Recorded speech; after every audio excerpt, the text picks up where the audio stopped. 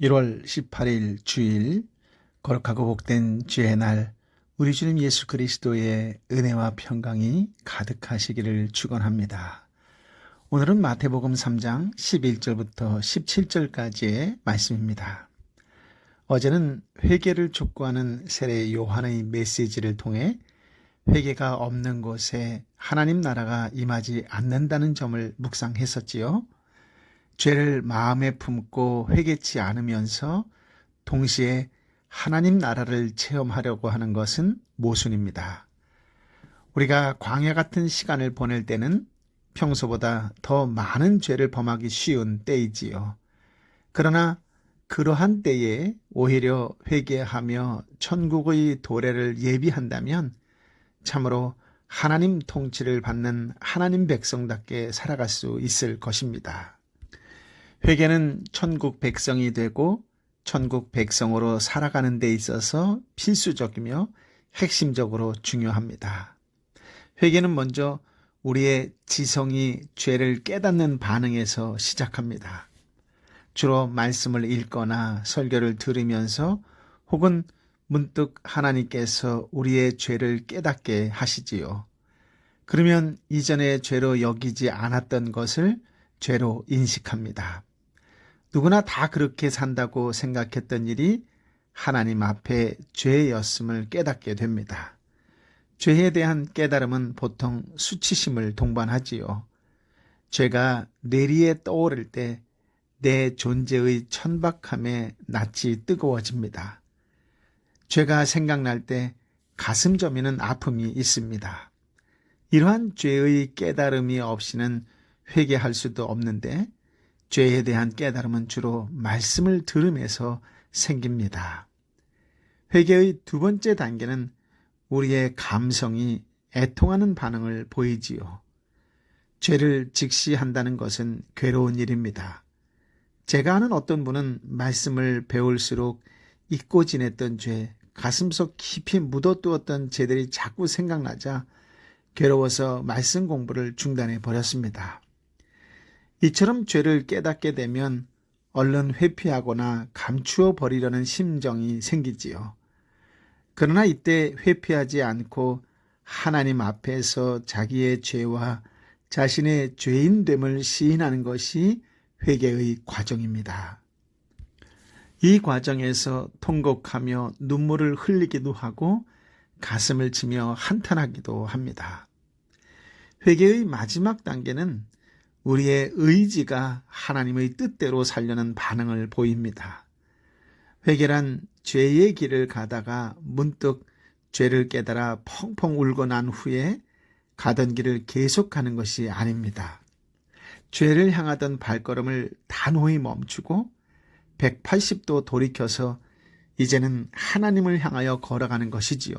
즉 삶의 방향이 바뀌는 것입니다. 비록 이제까지는 죄인으로 살아왔으나 이제는 하나님의 뜻대로 살려는 소원으로 하나님을 향해 전진해 갑니다. 물론 하나님을 향해 가다가 많은 좌절이 있겠지요. 그러나 비록 쓰러질지라도 가는 길의 방향을 근본적으로 돌이키지는 않습니다.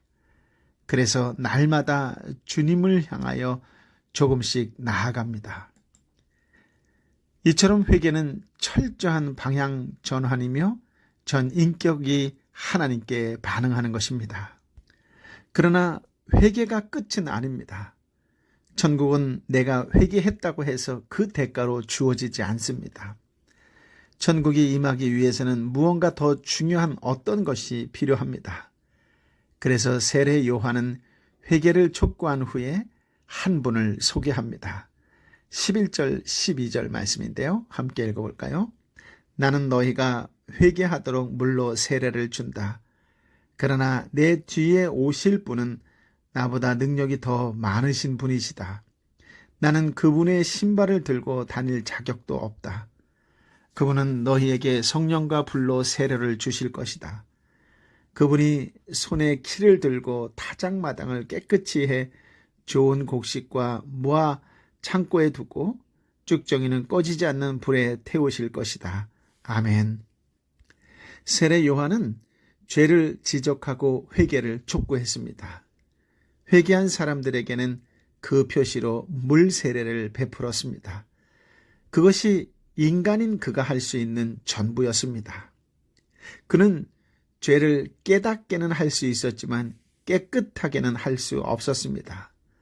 아무리 경건하고 탁월한 선지자라 할지라도 죄를 소멸케 할 수는 없었습니다. 또한 참으로 회개한 사람과 아닌 사람을 정확하게 분별하여 심판할 수도 없었습니다. 그 일들은 그의 뒤에 오시는 분이 하실 일이었지요. 만약 우리가 죄를 깨닫기만 하고 끝난다면 죄를 깨닫지 못한 채 즐겁게 사는 사람보다 나을 것이 없습니다. 죄와 죄인됨을 애통하기만 하고 끝난다면 한많은 인생이 될 뿐이지요. 하나님을 향하여 살려는 의욕만 있을 뿐 힘이 없다면 결코 죄의 구렁텅이에서 벗어날 수 없을 것입니다. 그러한 삶은 천국과 아무런 상관이 없는 삶이지요. 오히려 지옥에 가까운 삶이 될 것입니다. 그러나 세례 요한의 뒤에 한 분이 오셨습니다. 그분이 바로 예수님입니다. 13절부터 15절까지의 말씀인데요. 함께 읽어볼까요? 그때 예수께서 요한에게 세례를 받으시려고 갈릴리에서 요단강으로 오셨습니다. 그러나 요한은 이를 말리면서 예수께 말했습니다.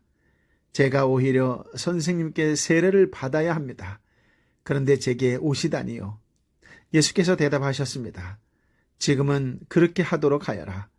우리가 이와 같이 해 모든 의를 이루는 것이 옳다. 그러자 요한은 그대로 따랐습니다. 아멘.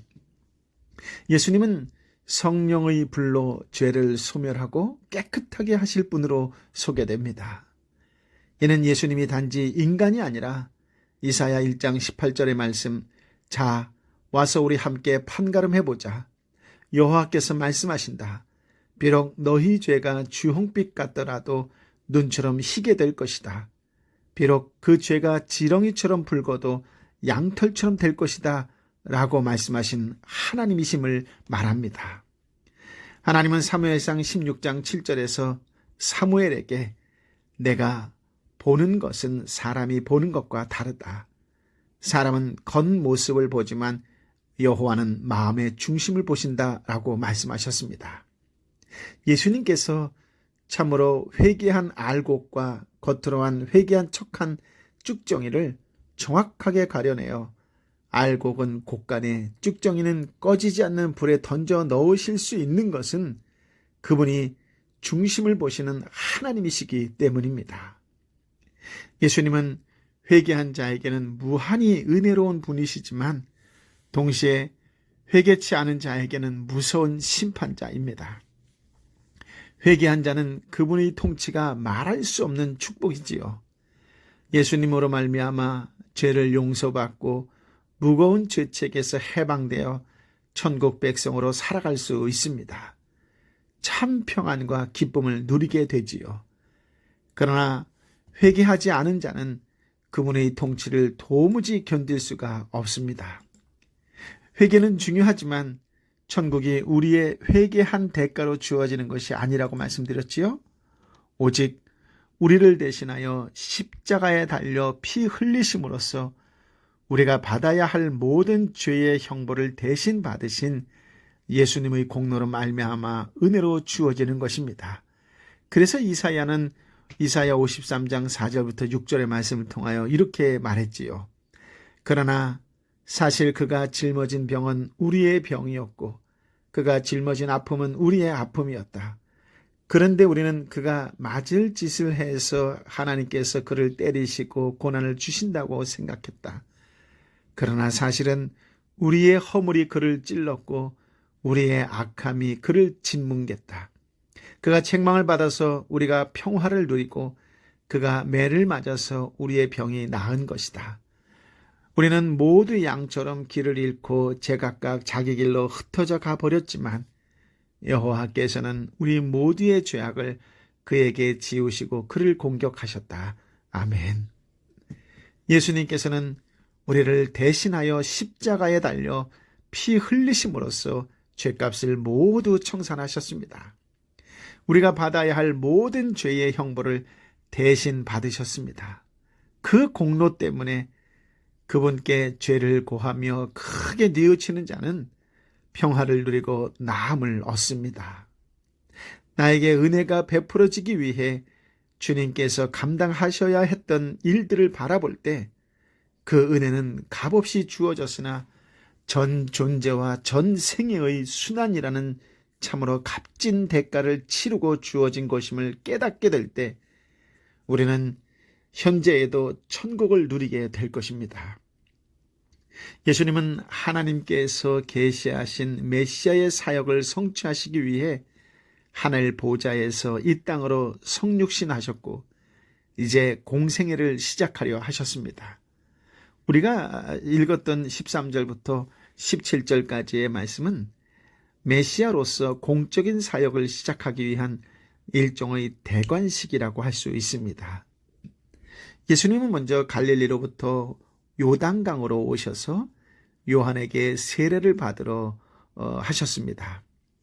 요한은 당황하고 황송해서 말렸지요. 제가 오히려 선생님께 세례를 받아야 합니다. 그런데 저에게 오시다니요.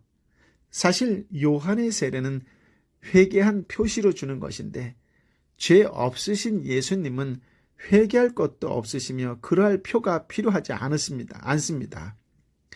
그러나 예수님은 회개의 표로서가 아니라 15절 말씀처럼 모든 의를 이루기 위해서 세례받고자 하셨습니다. 지금은 그렇게 하도록 하여라. 우리가 이와 같이 해 모든 의를 이루려는 것이 옳다. 예수님의 사역은 이제까지는 없었던 전혀 새로운 일을 시작하는 것이 아닙니다.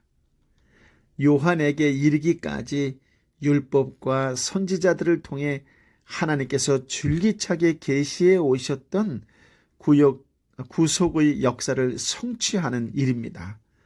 그러므로 요한에게 세례를 받음으로 그 사역을 계승하는 것이 하나님의 뜻에 일치하는 것이라고 말씀하셨습니다.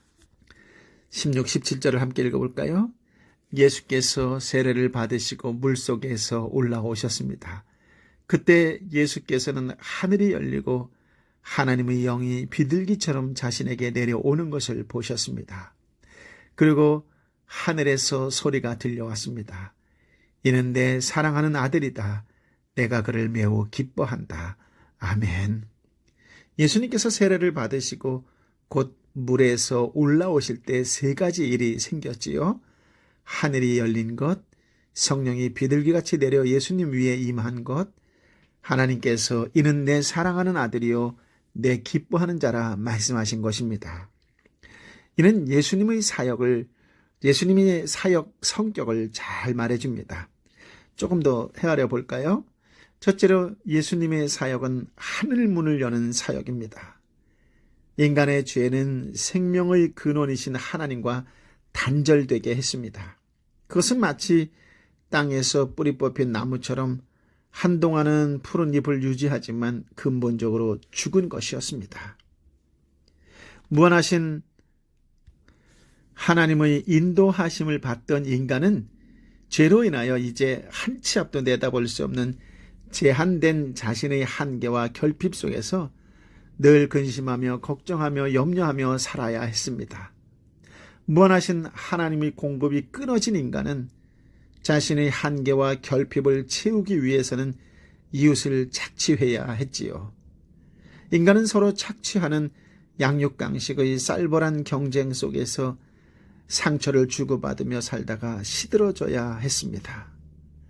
그러나 아무리 많이 착취하고 혹은 성취하고 혹은 쟁취할지라도 무한하신 하나님으로부터 공급받던 것과 같은 만족을 얻을 수는 없었습니다. 성취할수록 고독하고 심취할수록 허무하며 그럴수록 더 많은 성취욕에 사로잡히고 또다시 공허감에 시달리기를 반복했기 때문에 결코 평안함이 없었습니다. 그러나 예수님의 사역을 통해 단절되었던 벽이 허물어지고 하늘이 다시 열렸습니다. 아멘. 예수님은 하늘과 땅의 유일한 중보자로서 죄인이 거룩하신 하나님께 이룰 수 있는 유일한 길이 되셨습니다. 그래서 회개하는 영은 이 주님 안에서 참 만족을 얻으며 근심과 염려를 벗어날 수 있게 되었지요. 현재의 삶에 결핍이 있을지라도 무한히 공급하시는 하나님을 의뢰하기 때문에 이웃을 사랑할 수 있게 됩니다. 둘째, 예수님의 사역은 삼위일체 하나님의 사역입니다. 예수님께서 세례를 받으시고 물에서 올라오실 때 성령님은 비둘기같이 임하셨고 하나님께서는 말씀하셨습니다. 인류 구속 역사는 삼위일체 하나님께서 함께 이루십니다. 그리고 이 일에 서로 갈등을 일으키는 일이 없습니다. 예수님은 언제나 하나님의 기뻐하시는 뜻만 행하셨고 성령님께서도 언제나 예수님께서 하신 일만 드러내셨습니다. 하나님 나라는 오직 주님의 십자가 공로에 근거해서 은혜로 주어집니다. 성령님은 예수님께서 우리 대신하여 속죄하신 사실을 가장 적합한 때에 가장 적합한 방식으로 택하신 자의 심령 속에 각인시키십니다. 그런데 개인이든 단체든 이런 은혜가 임하기 전에는 언제나 회개하는 일이 먼저 있습니다. 회개하는 일이 없다면 어떤 은혜도 없으며 오직 주님의 진노만 머물러 있을 뿐입니다. 우리에게 늘 회개하는 은혜가 회개의 영이 임하기를 예수님의 이름으로 축복합니다. 아멘. 아버지 하나님, 참으로 귀하고 복된 생명의 말씀을 허락하여 주시니 감사합니다. 한 구절 한 구절이 우리의 심령을 깨우치고도 남는 성령의 충만한 말씀이요 은혜 충만한 말씀임을 다시 한번 감동케 하여 주시니 감사합니다. 요한의 겸손함도 보고 자신의 분수가 무엇인지 아는 자의 삶을 또한 보게 하여 주시니 감사합니다. 주여, 먼저 회개하는 그리스도인이 되길 원합니다. 예수 그리스도가 어떤 분이신지를 알면 알수록 더욱 깊은 통에 자복하는 회개하는 자가 되길 원합니다. 요한이 그랬던 것처럼 오직 예수님만을 높이는 자로 살아가기를 원합니다.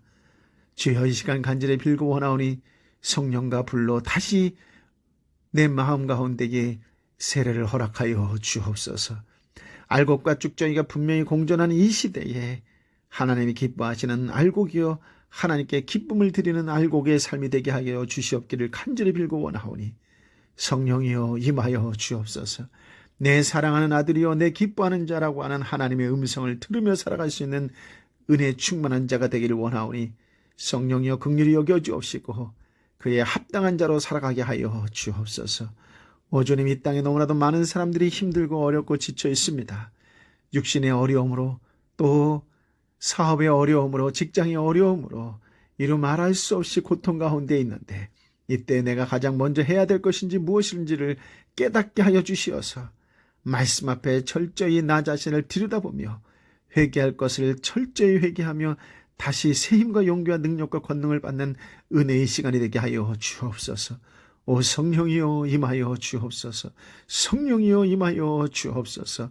이제는 길이여 진리여 생명 되신 우리 주님 예수 그리스도의 은혜와 아버지 하나님의 크신 사랑과 성령 하나님의 위로 역사 교통 충만하심이 주신 말씀을 붙잡고 예수님을 알고 깨달은 것만큼 세상 속에 적용하며 오직 예수 그리스도의 사랑을 나누어주고 베풀어주로 축복의 통로, 은혜의 통로, 구원의 통로로 살겠노라고 다시금 말씀 앞에 결단하며 세상 속을 향하여 당당하게 걸어나가는 하나님의 백성들 한 사람 한 사람 머리 위에 저들이 함께 기도하고 저들이 함께 이름을 불러가며 저들이 함께 기도하는 삼터와 일터와 공동체와 열방의 선교사님과 선교지 위에 함께하여 주옵기를 간절히 축원하옵나이다.